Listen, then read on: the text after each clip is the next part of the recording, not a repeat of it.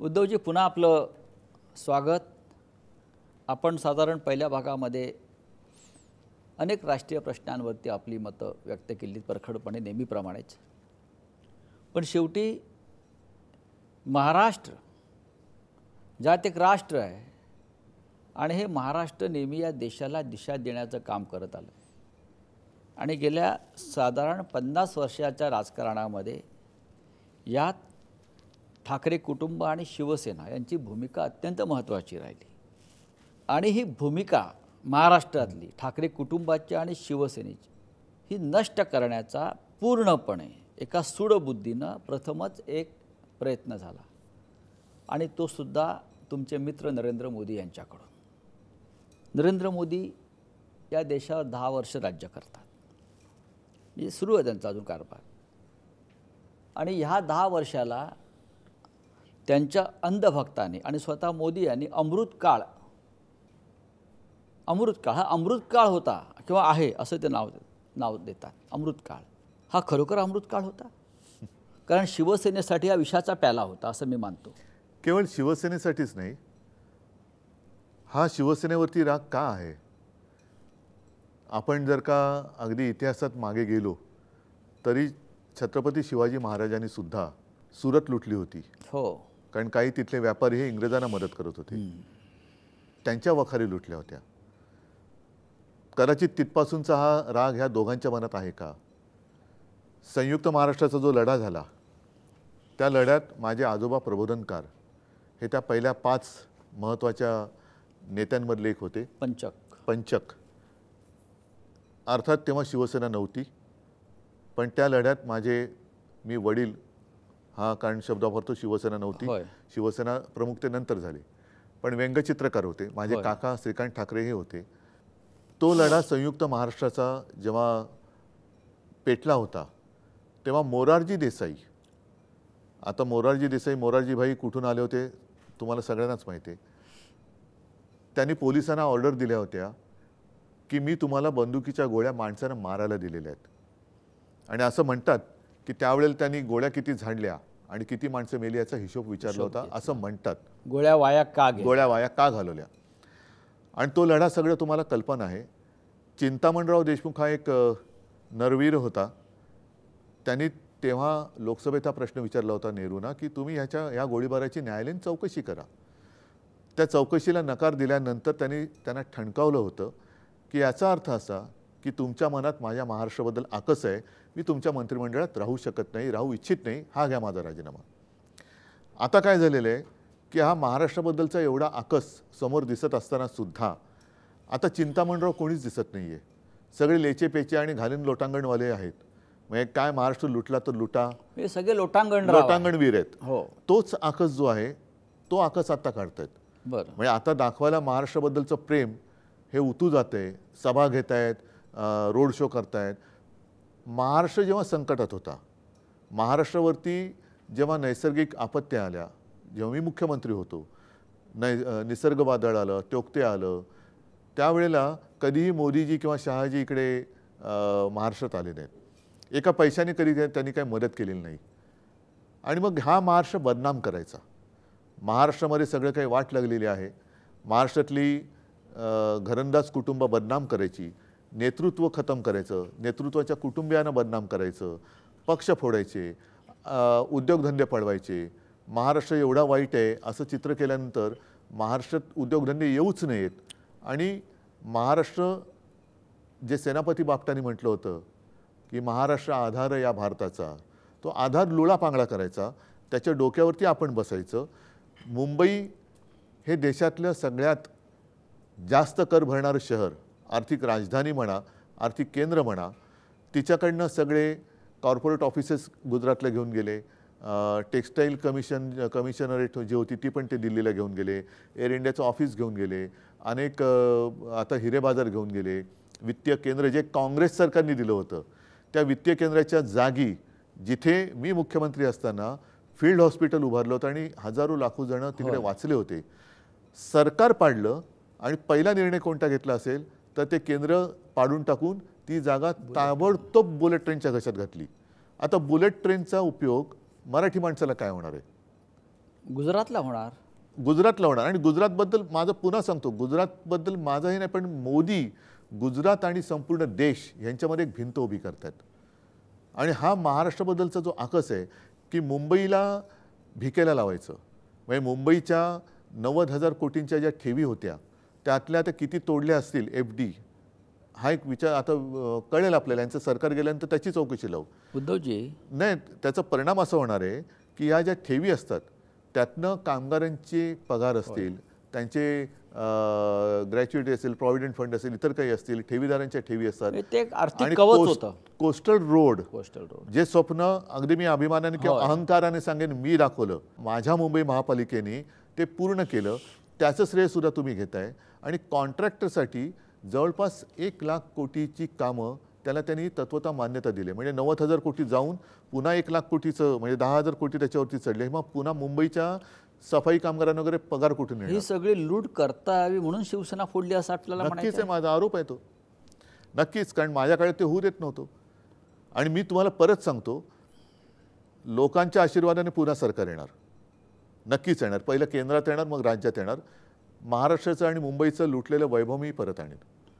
आर्थिक केंद्र सुद्धा मी नव्याने उभारून दाखवेन. आपण मगाशी म्हटलं की महाराष्ट्र हा भारताचा आधार आहेच आणि शिवसेना महाराष्ट्राचा आधार. महाराजांनी सुरत लुटली आणि मोदी शहानी शिवसेना लुटली. महाराष्ट्र लुटला, म्हणजे महाराष्ट्राचा आधार असलेली शिवसेना फोडली आणि महाराष्ट्र लुटला. होय.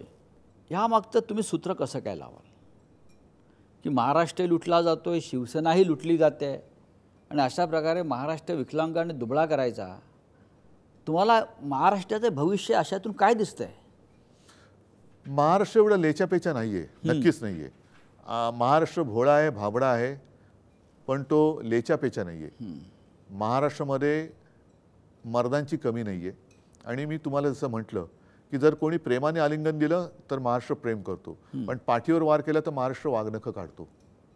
ती वाघनखं आता मला जिथे जिथे जातो तिकडे जनतेच्या रूपात दिसत आहेत. आता महाराष्ट्राने वाघनखं काढलेली आहेत. हा संपूर्ण जो प्रकार केलेला आहे, शिवसेना पक्ष फोडणं, सरकार पाडणं, हा उद्धव ठाकरे यांना धडा शिकवण्यासाठी केला. मी तुम्हाला एक जुनी आठवण सांगतो. 2014 साली मोदींच्या पंतप्रधान पदाला भाजपा व्यतिरिक्त पाठिंबा देण्याचं पहिलं पाप कोणी केलं असेल तर ते शिवसेनेने. तुम्ही याला पाप म्हणताय? आता तसं म्हणतोय कारण ते आम्हाला संपवायला निघाले. बरं. त्याच्यानंतर ते एक स्वप्नव्रत होतं की मोदी पंतप्रधान पदाची शपथ घेत आहेत, मी समोर बसले, माझ्या बाजूला अमित शहा होते. आणि अरे हे काय सत्य आहे की स्वप्न आहे हेच कळत नव्हतं आम्हाला. त्याच्यानंतर साधारणतः जूनमध्ये शपथविधी झाला. ऑक्टोबरच्या विधानसभे निवडणुकीत 4-5 महिन्यात असं कोणतं पाप आम्ही केलं होतं की भारतीय जनता पक्षाने शिवसेनेची युती तोडली? तेव्हा तर आम्ही काय काँग्रेसबरोबर गेलो नव्हतो. तेव्हा तर काय ह्यांचा जो काय औरंगजेब आहे यांच्या मानेवरती बसलेला, त्या औरंगजेब फॅन क्लबमध्ये मी नव्हतो. मग तुम्ही माझी युती 2014 साली तोडली का होती? एकनाथ खडसेंनी सुद्धा त्याच्याबद्दल भाष्य केलेलं आहे की त्यांना वरून सांगण्यात आलं की युती तोडण्याचा निर्णय निरोप तुम्ही कळवा. आणि एकनाथ खडसेंनी, मी तुळजाभवानीचं दर्शन करून आलो होतो त्याच दिवशी संध्याकाळी एकनाथ खडसेंचा फोन आला की उद्धवजी आता आपली युती काय राहत नाही, आम्ही निर्णय घेतला आहे, तुम्हाला कळवायला सांगितलेलं आहे की आपण युती तोडतो, आम्ही युती तोडतो. मग युती तेव्हा तुम्ही का तोडलेली? तेव्हा तर तुम्ही हिंदुत्ववादी होतातच आणि त्यांच्यासोबत होतो. त्यांच्यासोबत होता, मोदीजींचा प्रचार केला होता. त्यानंतर अमित शहा परत मातोश्रीवर आले 19 साली. 14 साली युती तोडली, शेवटच्या क्षणाला तोडली. आणि ती जी आठवण सांगत होतो ती तो जो मधला काळ होता जेव्हा शिवसेना विरोधी पक्ष म्हणून काम करत होती. हो, पण आता तुमच्यातून फुटलेल्या माणसाला मुख्यमंत्री तेच केलं. म्हटलं ना, कारण त्यांना राजकारणात पोरच होत नाहीत. होय, दुसऱ्यांची पोरं त्यांना सांभाळायला लागतात असं आपण काल एका सभेत सांगितलं आहे. त्या याला मी काय बोलू? बरं, उद्धवची नवीन आघाडी कशी चालली आहे? नाही, एकूण फसवले गेल्याची भावना ही आज सुद्धा आहेच. आणि विश्वासघात, मी विश्वासघातकाची कधी मदत करू शकणार नाही. आणि सत्तेसाठीच जर का काही आम्ही तडफडत असतो तर अख्ख्या देशात जेव्हा भाजपाचे 2च खासदार होते आणि भाजप तेव्हा हिंदुत्ववादी नव्हता, गांधीवादी समाजवादाकडे होता. अक्षरशः देशाच्या राजकारणात शिवसेना आणि भारतीय जनता पक्ष ही अस्पृश्य होती. 2 खासदार असलेल्या पक्षाबरोबर शिवसेनेने युती केली होती. कोणाच्या मनात होतं, ध्यानीमनी नव्हतं पंतप्रधान पद दिसेल कोणाला. म्हणजे ती वैचारिक युती होती. वैचारिक होती. पण तो ठीक आहे, तुम्ही गांधीवादी समाजवादाकडनं जेव्हा तुम्हाला कळलं की पार्लेची पोटनिवडणूक शिवसेनेने हिंदुत्वाच्या मुद्द्यावर जिंकली, तेव्हा तुम्ही आमच्यासोबत आलात. उद्धवजी, आज तुमचा पक्ष गेला कुठे या गेला? सगळ्या लढाईत. नाही गेला. तुमचा पक्ष गेला. निवडणूक आयोगानं तुमच्याकडनं पक्ष काढून घेतला. नाही गेला. निवडणूक आयोगाला तो अधिकारच नाहीये. मी मानायलाच तयार नाही. विधिमंडळाच्या अध्यक्षानं तुमचा पक्ष काढून नाही घेतला. गेला. त्याचा अधिकारच नाहीये. आणि माझं जाहीर खुलं आव्हान आहे की आपण एक तारीख देऊ, महाराष्ट्रातल्या तमाम जनतेला तिकडे बोलू, एकही पोलीस बरोबर घ्यायचं नाही. मी जनतेच्या मध्ये येऊन उभं राहतो. निवडणूक आयुक्तात जर तेवढं धाडस असेल त्याने यावं आणि या लबाडेने यावं आणि तिथे सगळ्यांच्या देखत मध्ये उभं राहून सांगावं पक्ष कोणाचा, जे निर्णय देतील तुम्ही मान्य करायला तयार आहे. शेवटी कायदेशीरदृष्ट्या कायदेशीर नाही आहे, बेकायदेशीर आहे. घटनात्मक संस्था ज्याला निवडणूक आयोग आपण म्हणतो, हे घटनाबाह्य काम केलेले आहे. हे त्यांनी घटनात्मक आज नाहीच आहे. तुमच्याकडून मूळ पक्ष हा तुमचा नाही असं सांगितलं. धनुष्यबाण तुमचा नाही हे त्यांनी सांगितलं. आणि तरीही आज नरेंद्र मोदी असं म्हणतायत, उद्धव ठाकरे माझे मित्र आहेत. उद्धव ठाकरे माझे मित्र आहेत हे नरेंद्र मोदी सांगण्याचे धाडस करतायत. हे सगळं पाप करून आणि नरेंद्र मोदी त्याही पुढे जाऊन असं सांगण्याचं धाडस दाखवत आहेत, उद्धव ठाकरे संकटात सापडले तर मी त्यांच्या पाठीशी उभा राहीन. हे काय गौडवंगाला हा लोकांना प्रश्न पडला आहे. हा संभ्रम मोदींच्या मनात का व्हावा हे मला कळत नाही. कारण ते पुढे असे म्हणाले होते की माझं ऑपरेशन झालं. ते फार मला त्याच्याबद्दल जास्त बोलायला आवडत नाही कधी, कारण त्या एका भयानक अनुभवातून मी गेलो, जो अनुभव कोणालाही आयुष्यात कधीही येऊ नये. म्हणजे माझ्या हालचाली संपूर्ण थांबल्या होत्या. ठीक आहे, त्यांनी किती वेळा फोन केले, काय केले, हे आता मला त्याच्यात ते फोन रेकॉर्ड करण्याची गरज नाही आहे. खरं खोटं लोकांना माहिती आहे. शेतकऱ्याचं उत्पन्न दुप्पट करू म्हणणारे अजून दुप्पट उत्पन्न करू शकले नाहीत, म्हणजे खोटं कोण बोलतं हे लोकांनी कळलेलं आहे. पण मी काल सभेत बोललो की तुम्हाला माझं एवढं प्रेम होतं तर त्याच काळामध्ये तुमचे चेले चपाटे रात्रीची हुडी वगैरे घालून माझ्या गद्दारांबरोबर माझं सरकार खाली खेचायला का प्रयत्न करत होते? ते तुमच्या परवानगीशिवाय करत होते का? तुमच्या परवानगीशिवाय करत होते का? आणि ज्या शिवसेनेनी, ज्या हिंदू हृदय सम्राटांच्या मुलांनी तुम्हाला 2 वेळेला पाठिंबा दिला, तुमचा प्रचार केला, त्याला तुम्ही नकली म्हणायला लागलात. हे कोणतं प्रेम? हे चायनीज प्रेम आहे का? हे कोणतं प्रेम आहे? म्हणजे प्रेमाची व्याख्या तरी काय तुमची? ही प्रेमाची व्याख्या जरी आपल्याला आता त्याचं विश्लेषण करता आलं म्हणजे नाही. कुसुमाग्रजांची जी कविता आहे, प्रेम कोणावरही करावं करावे. पण विश्वासघातकावरती नाही करता येणार. हे चांगलं आहे तुमची भूमिका. हे विश्वासघातकावरती प्रेम मी नाही करू शकत. अमित शहा म्हणतात, वारंवार म्हणतात महाराष्ट्रात येऊन, आणि नरेंद्र मोदी म्हणतात की उद्धव ठाकरे यांची शिवसेना नकली आहे. आणि त्याही पुढे जाऊन ते असं म्हणतात, हे अत्यंत गंभीर आहे उद्धवजी. उद्धव ठाकरे यांची शिवसेना नकली आहे म्हणजे बाळासाहेब ठाकरेंनी जी शिवसेना स्थापन केली आणि जी उद्धव ठाकरे यांच्या हातात सोपवली, आणि ज्या उद्धव ठाकरेंबरोबर नरेंद्र मोदी असतील किंवा भाजपा राज्यातला असेल, त्यांनी अनेक वर्ष काम केलं, 25 वर्ष सत्ता भोगली, ती शिवसेना नकली. आणि पुढे शहा किंवा मोदी म्हणतायत बाळासाहेब ठाकरेंच्या वैचारिक किंवा शिवसेनेचे वारसदार उद्धव ठाकरे नाहीत, ते नारायण राणे, राज ठाकरे आणि कोणते एकनाथ शिंदे हे बाळासाहेबांचे वारस मोदी शहांना वाटायला लागलेत. पहिली गोष्ट अशी, मला वाटतं एक तर मानसिकता तपासून घ्यावी यांची, का काही या भारतीय जनता पक्षाला मनोरुग्ण म्हणून जाहीर करावं, असं माझ्या मनात प्रश्न आला माझ्यासारख्यांच्या. तुमच्या प्रश्नाचंच उत्तर आहे. हां, थोडंसं मी त्याच्यावरती बोलतो. बरं. पहिल्या प्रथम असं आहे की बाळासाहेबांची शिवसेना बोलण्याच्या आधी त्यांनी बाळासाहेबांना हिंदू हृदय सम्राट हे बोललं पाहिजे. कारण त्यांचं ते दुखणं आहे की त्यांना अजून कोणी हिंदूंचा कैवारी म्हणतच नाही आहे. कारण त्यांच्या काळामध्ये 10 वर्ष झाली तरी मुंबईत आणि महाराष्ट्रात हिंदूंना आक्रोश मोर्चे काढावे लागले. म्हणजे हिंदू सुरक्षित नाही आहेत त्यांच्या राज्यात आणि ते हिंदू हृदय सम्राट होत नाहीत. बरं, वैचारिक जर का तुम्ही म्हणाल तर मग मी जाईन श्यामाप्रसाद मुखर्जींपर्यंत. बरं. ज्या श्यामाप्रसाद मुखर्जींनी भाजपाचा जो राजकीय बाप म्हणेन जनसंघ, तो जनसंघ, मग यांची वृत्ती कशी आहे, संयुक्त महाराष्ट्र समिती जी होती त्या संयुक्त महाराष्ट्राच्या लढ्यात हे कधी उतरले नाहीत, पण निवडणूक लढायला म्हणून घुसले संयुक्त महाराष्ट्र समितीत. जागा वाटपाचं भांडण केलं, म्हणजे काही मिळता आलं तर मिळवावं. जागा वाटप झालं तरी यांनी 7 जागा जास्त लढवल्या होत्या. तेव्हा माझ्या आजोबांनी पण इशारा दिला. मग हे त्यातनं बाहेर पडले. म्हणजे हे लढ्यात कुठेच उतरले नाही. श्यामाप्रसाद मुखर्जींचा उल्लेख मी एवढ्यासाठी केला की साधारणतः 40-42 सालचा तो सगळा काळ होता. श्यामाप्रसाद मुखर्जींनी त्यावेळेला बंगालच्या फाळणीला पाठिंबा दिला होता. आणि ज्या मुस्लिम लीगने, जे आज मला औरंगजेबाचे फॅन क्लब म्हणत आहेत, त्यांच्या राजकीय वडिलांची विचारसरणी काय होती, त्या श्यामाप्रसाद मुखर्जींनी तत्कालीन मुस्लिम लीगनी देशाची फाळणी मागितली होती. गांधीजींनी आणि काँग्रेसने इंग्रजांना चले जावचा आदेश दिला होता. आणि श्यामाप्रसाद मुखर्जींनी तिथल्या गव्हर्नरला सांगितलं होतं की चले जाव ही चळवळ ही चिरडली पाहिजे, तिच्याशी कसा मुकाबला केला पाहिजे, आणि आम्हाला इंग्रजांची राजवट का पाहिजे, तर देशाच्या कायदा आणि सुव्यवस्थेसाठी. म्हणजे तत्कालीन मुस्लिम लीगच्या फजलुल हक यांच्या मंत्रिमंडळात श्यामाप्रसाद मुखर्जी 11 महिने अर्थमंत्री होते. याचा अर्थ तुम्ही काय सांगाल? आणि त्यांनी मला हिंदुत्व शिकवावं, त्यांनी बाळासाहेबांचे विचार मला शिकवायचे आणि त्यांच्याकडनं मी शिकायचे. हा कोणता प्रकार? म्हणजे एक तर तुम्ही स्वातंत्र्य लढ्यात कुठे नव्हता, ते कुठेच नव्हते. स्वातंत्र्य लढ्यामध्ये जी काँग्रेस उतरली होती ती काँग्रेस नको म्हणून देशाची फाळणी मागणाऱ्या तत्कालीन मुस्लिम लीगच्या बरोबर तुम्ही मांडीला मांडी लावून बसलात. बंगालच्या फाळणीला तुम्ही तेव्हा पाठिंबा दिलात, चले जावला विरोध केलात. तुमच्याकडनं मी काय शिकायचं? उद्धवजी, ह्या काळामध्ये, मधल्या काळामध्ये 2-3 राजकीय स्फोट झाले.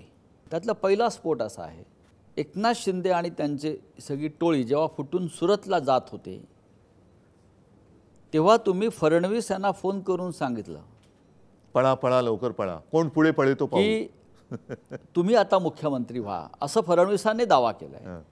फडणवीस तुम्ही आता मुख्यमंत्री व्हा, असं हे खरं आहे का? असं त्यांचा दावा आहे. शक्यच नाही. हां, ह्या आता सगळ्या भाकड कथा आहेत. आणि त्यावेळेला मी तेच म्हटलं ना, पळा पळा कोण पुढे पळे तो. कारण मला हे नासलेले आंबे माझ्या निष्ठावंतांच्या पेटीत ठेवायचेच नव्हते. नाही तर यांना पण शेपट्या धरून मी पकडू शकलो असतो. पण हे असे पळणारे उंदीर मला काय कामाचे आहेत? गेल्या काही दिवसातलं नरेंद्र मोदींची वक्तव्य पाहता तुमच्याविषयी अत्यंत प्रेमानं भरभरून बोलतायत ते. लोकांना आश्चर्य वाटते त्याच्यामुळे. म्हणजे लोकांना वाटते शिवसेनेत येतात की काय? हां, ते शिवसेनेत येतात की काय? नकली सेनेविषयी एवढं प्रेम त्यांना का उफाळून येत आहे? तर त्याच्यामागचं असं सांगितलं जातं, एक सूत्र, काही जाहीरपणे सूत्र झालं आहे की मोदी यांनी तुमच्याविषयी गोड बोलून उद्याच्या निकालानंतर एक खिडकी तुमच्यासाठी उघडली.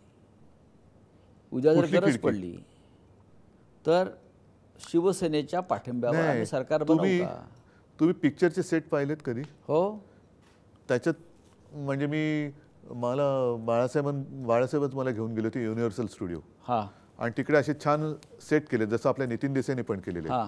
त्याच्यामध्ये अशा भिंती, खिडक्या, आणि त्या खिडकीतनं पाठी बघितलं तर टेकू लावलेले असतात, आत काहीच नसतं. हां. अशा खिडकीचा काय उपयोग आहे? तर ती दरवाजाची उघडली आहे किंवा दरवाजाची फट उघडली आहे, गरज पडली तर आम्ही एकत्र येऊ शकतो, मी फटीतनं नाही जाणार. असा संभ्रम मी आता निर्माण केलाय. माझ्या महाराष्ट्राचं अभिमानाचं, स्वाभिमानाचं, अस्मितेचं वेगळंच एक मंदिर बांधतोय. त्याच्यामुळे मला या फटींची आणि खिडक्यांची गरज नाही. मी लढतोय माझ्या महाराष्ट्राची लढाई लढतोय, माझ्या देशाची लढाई लढतोय. लोकांचा आशीर्वाद मला पाहिजे. आणि ही लढाई माझी नाही आहे, ही लढाई जनतेची आहे. कारण नाहीतर महाराष्ट्राला खतम करतील, जे दिसतंय. मला महाराष्ट्र कोणत्याही परिस्थितीत मी खतम होऊ देणार नाही. नरेंद्र मोदींनी एक जादुई वॉशिंग मशीन देशाच्या राजकारणामध्ये आणली आहे. या वॉशिंग मशीनचा कधी तुम्हाला मोह पडलाय का? त्या वॉशिंग मशीनला म्हणण्यापेक्षा भाजपच्या मशीनला करंट ज्या शिवसेनेने दिला, हां, तो करंटच त्यांचा काढल्यानंतर वॉशिंग मशीन काय चालणार? आता त्यांच्यावरती ही पाळी का आली? अख्खी शिवसेना तुमच्यासोबत होती, तिला तुम्ही नकली म्हणताय. आणि नकली लोकांना मांडीवर घेऊन बाळा जोजोरे का करताय तुम्ही? म्हणजे ही पाळी त्यांच्यावरती आली. भ्रष्टाचारी आणायची आणि त्या वॉशिंग मशीनमध्ये टाकायची. भ्रष्टाचारी ते तुका मिळवावा, भाजपा पक्ष वाढवावा. यात वॉशिंग मशीनचा वापर करून किंवा दहशतीचा वापर करून ईडी असेल, CBI असेल, पक्ष फोडले, सरकारं पाडली आणि आजही त्यांची कृती सुरू आहे. लोकांनी निवडून दिलेले बहुमतातले मुख्यमंत्री, मग केजरीवाल असतील, हेमंत सोरेन असतील, त्यांना ज्या पद्धतीनं अटक करून तुरुंगात टाकलं, अनेक मंत्र्यांना तुरुंगात टाकलं, आमदारांना तुरुंगात टाकलं, याच्याविषयी आपलं काय मत आहे? ह्यालाच तर हुकुमशाही म्हणतात. हां, आणि आपल्या मुलाखतीच्या सुरुवातीला जे म्हटलं की महाभारतामध्ये लोकशाहीचं वस्त्रहरण होते ते हेच. लोकांनी निवडून दिलेला मुख्यमंत्री अरविंद केजरीवाल जो दिल्लीमध्ये उत्तम काम करत होता, दोन्ही वेळेला त्यांनी भाजपासारख्या जगातल्याने पूर्ण आकाशगंगेतल्या सगळ्यात मोठ्या पक्षाला धोबीपछाड टाकला. किती 70 पैकी त्यांचे 2-5 लोक निवडून आले असतील तर असतील. हेमंत सोरेन सारख्या एखाद्या आदिवासी नेत्याने भाजपला धोबीपछाड टाकला. त्यांना तुम्ही जमिनीवरती हरू नाही शकत. आणि आज सुद्धा माझ्या साध्या साध्या शिवसैनिकांना ज्या पद्धतीने छळतायत, जसं मी काल नव्या मुंबईत गेलो तिथे माझा मडवी साधा शिवसैनिक, त्यांना तुम्ही आत टाकताय. आणि ज्यांच्यावरती तुम्ही आरोप केले होते, इक्बाल मिर्चीवर व्यवहार केला, 70,000 कोटीचा घोटाळा केला, आदर्शचा घोटाळा केला, यांना तुम्ही पक्षात घेऊन मानाची स्थानं देत आहेत. उमेदवार केलाय, उमेदवार केले, लोकसभेचे उमेदवार दिले आहेत. त्याच्यानंतर ज्याच्या प्रचाराला मोदी गेले होते आणि ह्याला मत म्हणजे मला मत, तो प्रज्वल रेवण्णा ज्याच्यावरती बलात्काराच्या अनेक केसेस आहेत, 2800 केसेस आहेत बलात्काराच्या, तो पळून जातो आणि साधे माझे शिवसैनिक तुरुंगात टाकतात. संजय राऊतचा काय गुन्हा आहे, त्याला तुरुंगात टाकला आणि प्रज्वल रेवण्णा पळून जातो. मग हे जे काय चालले ना, हे लोक, मी जे म्हणतो ना की हा छत्रपती शिवाजी महाराजांचा महाराष्ट्र आहे, हा धृतराष्ट्र नाही आहे. हा धृतराष्ट्र नाही आहे, हा महाराष्ट्र आहे. मोदी 10 वर्ष सत्तेत आहेत, त्यांच्या कार्याचा डंका सर्वत्र वाजवला जातोय. म्हणजे काय असते? तुम्हाला मोदींची 5 कामं आठवतात का की ज्यांनी देशासाठी किंवा समाजासाठी तुम्ही सांगू नाही, शकता? 5 कामं म्हणजे पक्ष फोडले, कुटुंब फोडली, भ्रष्टाचारानं स्थान दिलं, निवडणूक रोखे जमवले आणि जनतेची फसवणूक केली. पण वॉर तो रुकवा दी, वाट लगा दी पप्पा.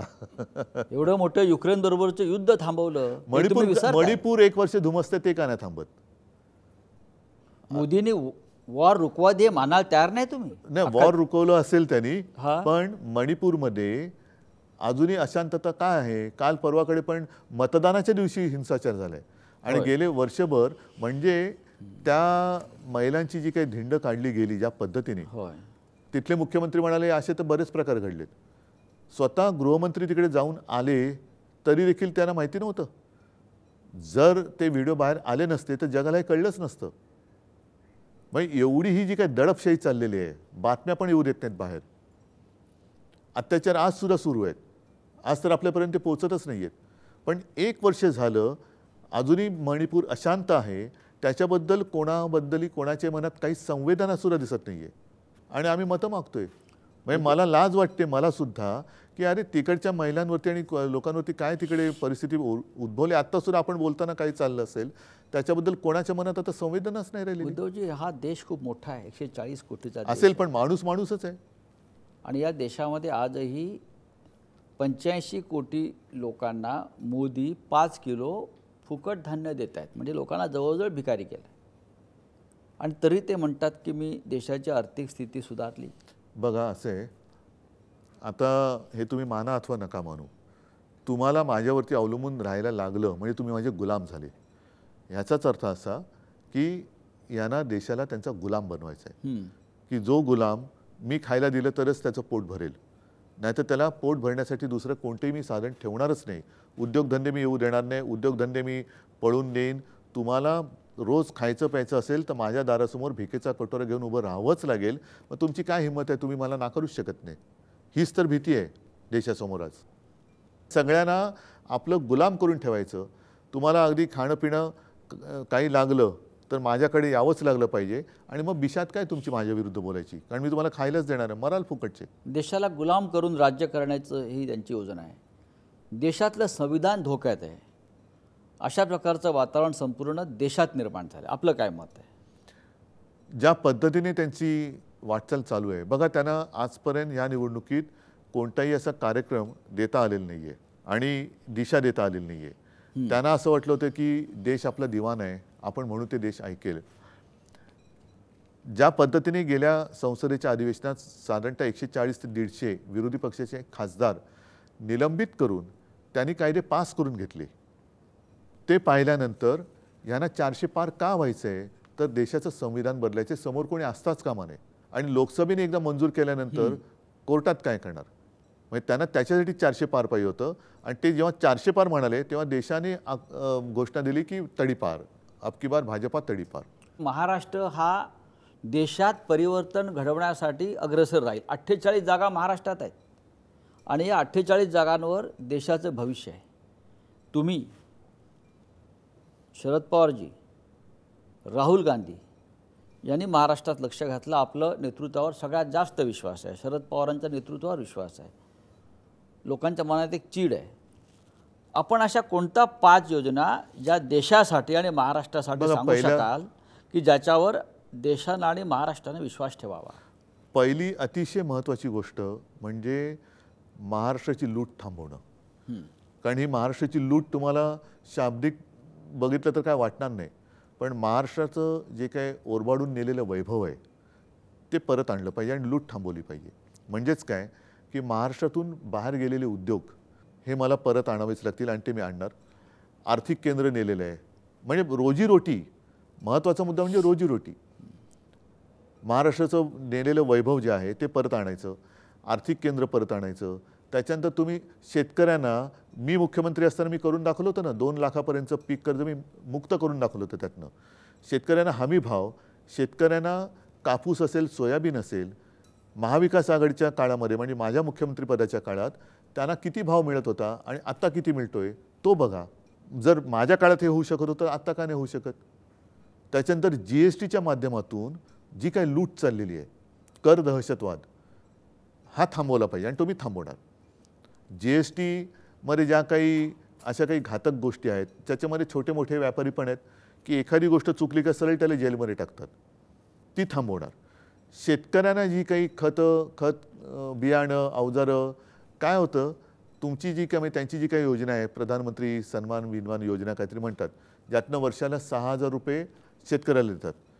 पण आता शेतकरी सांगतायत विविध जी काय आम्ही उपकरणं वगैरे घेतो, अवजार घेतो, त्यांना GST लावून हजारो कोटी रुपये आमचे तुम्ही घेताय आणि त्याच्या बदल्यात परत तेच 6,000 रुपये भीक दिल्यासारखे देत आहेत.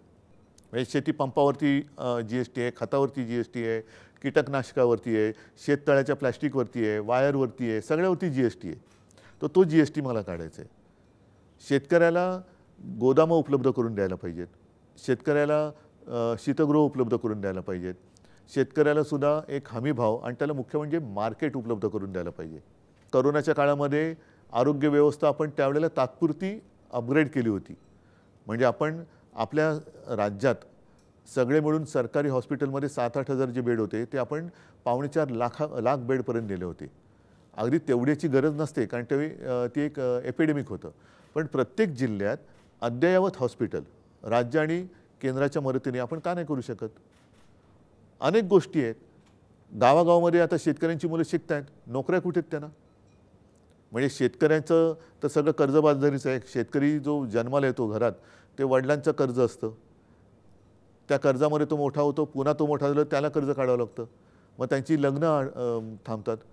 मध्ये जे मंगळसूत्राबद्दल मोदीजी बोलले, अनेक शेतकऱ्यांची मंगळसूत्र त्यांच्या पत्नीची ही गहाण ठेवावी लागलेत आणि काही शेतकऱ्यांनी आत्महत्या केल्यामुळे त्यांच्या गळ्यातली बायकांच्या गळ्यातली महिलांची मंगळसूत्र ही तुटलेली आहेत. तर अशा खूप गोष्टी आहेत. पण महाराष्ट्राचं वैभव आणि महाराष्ट्राचा जो एक दरार आहे तो आपल्याला आणावा लागेल. आत्मविश्वास आहे की सरकार बदलेल, नक्कीच बदलावंच लागेल आणि एकटा महाराष्ट्र घडू शकतो. महाराष्ट्राने जर 48 खासदार महाविकास आघाडीचे दिले तर तिकडेच खाली आले आणि बाकी देशात तर तुम्ही बघताय वातावरण आहे. आज गुजरातमध्ये क्षत्रिय समाज यांच्या विरुद्ध रस्त्यावरती उतरलेला आहे. देशाचं नेतृत्व अशा वेळेला कोण करेल? पहिला महत्त्वाचा मुद्दा जे अयोग्य ते काढा. बरं.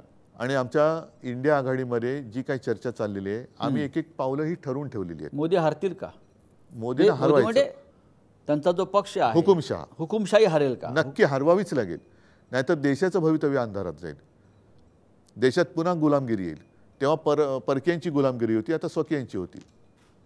आणि जसं लोकमान्य टिळक जे बोलले होते की स्वराज्य हा माझा जन्मसिद्ध हक्क आहे आणि तो मी मिळवणारच, तसं स्वराज्य हा माझा जन्मसिद्ध हक्क आहे आणि तो मी टिकवणारच, हे आजचं घोषणा असली पाहिजे. आपण मुलाखतीच्या शेवटच्या टप्प्याकडे वळताना हा प्रश्न अत्यंत महत्त्वाचा आहे. या देशातली लोकशाही सगळ्यात बलवान आणि मोठी आहे आणि हेच आपलं वैभव आहे. या देशामध्ये डॉक्टर बाबासाहेब आंबेडकरांच्या नेतृत्वाखाली एक राज्यघटना आणि एक संविधान निर्माण झालं, ज्याने या देशाची संसद असेल, न्यायालय असेल, जनतेचे अधिकार असतील, जनतेचे हक्क असतील, त्यांना ताकद दिली लिहिण्याचं, वागण्याचं, बोलण्याचं, देश निर्माण करण्याचं. पण गेल्या काही काळापासून भारतीय जनता पक्षाची पावलं ही हुकुमशाहीच्या दिशेनं फार पुढे गेली आहेत आणि परत जर आम्ही सत्तेवर आलो, आम्हाला 400पेक्षा जास्त जागा तुम्ही निवडून दिल्यात, तर आम्ही डॉक्टर बाबासाहेब आंबेडकरांनी निर्माण केलेलं संविधान बदलू आणि आम्हाला हवं त्या पद्धतीनं नवीन संविधान निर्माण करू, अशा प्रकारची भाषा यांचे अनेक मंत्री, अनेक खासदार, अनेक नेते सांगतायत, बोलतायत. तुम्हाला ही चित्र किती गंभीर वाटते देशासाठी? आणि उद्धव ठाकरे शिवसेना पक्षप्रमुख म्हणून तुमच्याकडे देश ज्या अपेक्षेने पाहतो की संविधानासंदर्भात आपली भूमिका काय आहे? आजच्या या महाभारतामधला सगळ्यात गंभीर प्रश्न आहे. याचं कारण असं की भारतीय जनता पक्षाचे काही खासदार, काही माजी मंत्री हे उघडपणे बोललेत की संविधान बदलण्यासाठी आम्हाला 400 पार पाहिजे. त्यांचे अध्यक्ष जे आत्ताचे आहेत नड्डा, ते सुद्धा मध्ये म्हणाले होते की देशात एकच पक्ष राहील. पूर्वी मला असं वाटतं संघाची एक घोषणा होती, एक विधान, एक निशाण, एक प्रधान. आता ते निशाण कोणतं? एक प्रधान म्हणजे मग राष्ट्रपती म्हणजे मग पंतप्रधान नाही का, म्हणजे तुम्ही अध्यक्ष पद्धत आणणार का? आणि मग विधान कोणतं? आणि ह्या संविधानाबद्दल त्यांच्या मनात जो आकस आहे त्याच्यात पुन्हा महाराष्ट्र द्वेष हा डोकावतोच आहे. कारण महामानव ज्यांना आपण म्हणतो, ज्यांना दैवत मानतो, ते डॉक्टर बाबासाहेब आंबेडकर हे महाराष्ट्राचे सुपुत्र. एका साध्या दलित गरीब कुटुंबात जन्माला आलेला हा माणूस परिस्थितीने गरीब होते, पण बुद्धिमत्तेने त्यांच्या त्या बौद्धिक ऐश्वर्याची बरोबरी कोणी करू शकत नाही. आणि त्यावेळेला ज्या बाबासाहेबांना गोष्टी भेडसावत होत्या, ज्याचा उल्लेख मी बुरसटलेले गोमूत्रधारी म्हणतो, त्यांच्या विरुद्ध बाबासाहेबांनी लढा दिला, प्रबोधनकार्यांसुद्धा लढा दिला. मग ते महाडच्या 14 तळ्याचं पाणी पिण्याचं असेल, काळाराम मंदिराचा प्रवेश असेल, आणि त्या बुरसटलेल्या गोमूत्रधारींना आता असं वाटते की अरे दलित आणि साध्या कुटुंबात जन्मलेल्या माणसांनी एवढा बुद्धिमान माणूस हा माझ्यापेक्षा बुद्धिमान कसा, आणि त्यांनी लिहिलेलं हे संविधान आम्ही काय म्हणून पाळायचं? हा जो सगळा विचार आहे हा खूप प्राचीन काळापासून चालत आलेला आहे. वर्णद्वेष.